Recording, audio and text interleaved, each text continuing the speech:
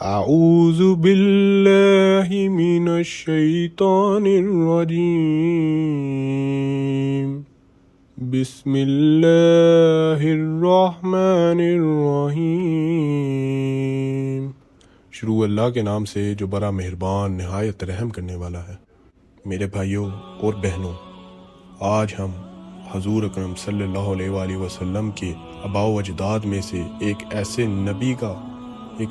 نبی کا ذکر کرنے والے ہیں جن کو خلیل اللہ کا لقب ملا گیا۔ یہ ہمارے ایک ایسے نبی ہیں جن کی مثال تو کیا کوئی سایہ بھی نہ ملے گا ہمیں۔ حضرت ابراہیم عراق کے شہر بابل میں پیدا ہوئے۔ اس وقت تمام دنیا پر نمرود کی بادشاہت تھی۔ اس کا دارالحکومت بھی بابل ہی تھا۔ نمرود بہت سرکش، انتہائی احمق اور ظالم بادشاہ تھا۔ ایسا بدبخت تھا کہ لوگوں کو مجبور کر کے ان سے عبادت کروا لیا کرتا تھا۔ نمرود ایک ایسا ظالم اور گھٹیا انسان تھا جس نے خدا ہونے کا دعویٰ کیا۔ ایسے تو بہت لوگ ہیں جو خدا ہونے کا دعویٰ کرتے ہیں، مگر اس کا خدائی کا دعویٰ ایسا تھا کہ جو اس کو خدا نہ مانتا تو اس پر ظلم کے پہاڑ توڑ دیتا۔ ایک بار قحط سالی ہو گئی، بارشیں رک گئیں، اناج ختم ہونے لگا۔ اس دوران نمرود نے ایک سیاست کھیلی اور تمام اناج کے کھیتوں کو اپنے قبضے میں لے لیا۔ پھر لوگ اس کے دربار آتے اور اس سے اناج کا سوال کرتے۔ یہ ان کے سامنے اناج رکھتا اور پوچھتا کہ بتا تیرا رب کون ہے؟ لوگ کہتے میرا رب تو تو ہے، اور نمرود اپنی اس جھوٹی خوشی کو لے کر اتنا خوش ہوتا کہ انہیں اناج دے دیتا۔ اسی طرح حضرت ابراہیم علیہ السلام بھی اس کے دربار آئے تو اس نے حضرت ابراہیم علیہ السلام سے سوال کیا کہ اے ابراہیم بتائیے کہ آپ کا رب کون ہے؟ حضرت ابراہیم علیہ السلام نے بڑا ہی خوبصورت جواب دیا اور بولے کہ میرا رب صرف وہ ہے جو زندگی دیتا ہے اور جو موت دیتا ہے۔ حضرت ابراہیم علیہ السلام کی دلیل بالکل پختہ تھی، جس کا جواب دینا نمرود کے بس کی بات نہ تھی۔ اس پر نمرود نے ایک نہایت ہی احمقانہ جواب دیتے ہوئے کہا کہ میں بھی زندگی دیتا ہوں، میں بھی موت دیتا ہوں۔ اس کو ثابت کرنے کے لیے اس نے دو قیدیوں کو بلوایا اور کہا ایک کو قتل کر دو اور ایک کو رہا کر دو۔ جب اس نے ایسا کیا تو حضرت ابراہیم علیہ السلام نے کہا کہ کسی مردہ چیز کو زندہ کر دینا اور کسی زندہ چیز کو زندہ رہنے دینا، ان دونوں باتوں میں زمین آسمان کا فرق ہے۔ تو یہ بات چھوڑ، میرا رب مشرق سے سورج کو نکالتا ہے اور مغرب میں سورج کو غروب کرتا ہے، تو مجھے مغرب کی طرف سے سورج کو نکال کر دکھا دے۔ بس اتنا کہنا تھا کہ نمرود کے ہوش اڑ گئے۔ نمرود اپنی احمقانہ حرکات کی وجہ سے اپنی عزت نفس کو ٹھیس پہنچتا ہوا دیکھ رہا تھا۔ اس کے پاس عوام تھی، وزیر مشیر تھے، سب یہ تماشا دیکھ رہے تھے اور سب جانتے تھے۔ اس بات پر نمرود کو اتنا غصہ آیا، اس نے کہا جائیے ابراہیم یہاں سے، آپ کے لیے کوئی اناج نہیں ہے، آپ یہاں سے جا سکتے ہیں۔ جائیے اس رب سے مانگیے جو ایسا کرتا ہے اور اسی سے اناج مانگیے اور اسی سے بارشیں مانگیے۔ میرے پاس آپ کو دینے کے لیے کچھ نہیں ہے، آپ یہاں سے جا سکتے ہیں۔ اس پر حضرت ابراہیم علیہ السلام خالی ہاتھ واپس لوٹے۔ واپسی میں حضرت ابراہیم علیہ السلام نے ایک تھیلے میں ریت بھری اور اپنے گھر لے گئے۔ جب گھر گئے ریت کا تھیلا نیچے رکھا اور آرام کرنا شروع ہو گئے۔ آرام کے بعد جب ان کی بیوی نے ان کے سامنے کھانا رکھا تو انہوں نے پوچھا کہ یہ کھانا کہاں سے آیا ہے، یہ اناج کہاں سے آیا ہے؟ تو ان کی بیوی نے بتایا کہ یہ وہی اناج ہے جو آپ نے تھیلے میں رکھا تھا۔ اس بات پر حضرت ابراہیم علیہ السلام سمجھ گئے کہ ریت کو اناج میں بدلنے والا کوئی اور نہیں بلکہ میرا رب اللہ ہے۔ اس کے بعد حضرت ابراہیم علیہ السلام نے کافی دفعہ نمرود کے پاس اسلام کی دعوت لے کر پہنچے، مگر نمرود نے اپنی انا کی وجہ سے اس کو ٹھکرا دیا۔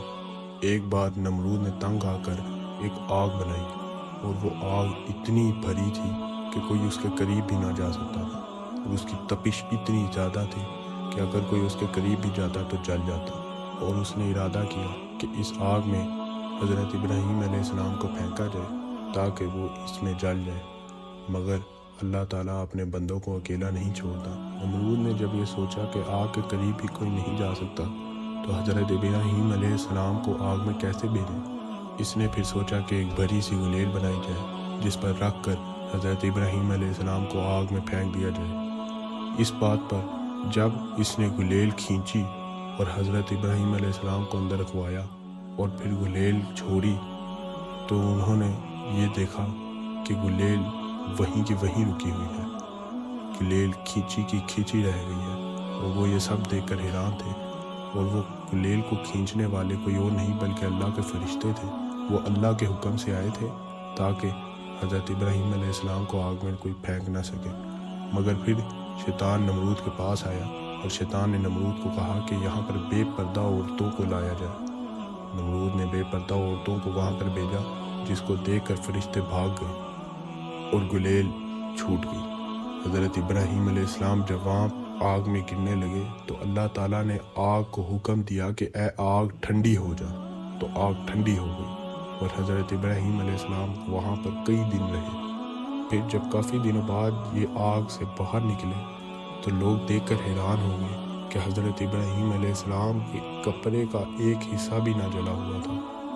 پھر بھی نمرود نے حضرت ابراہیم علیہ السلام کی اسلام کی دعوت کو ٹھکرا دیا، صرف اپنی انا کی وجہ سے۔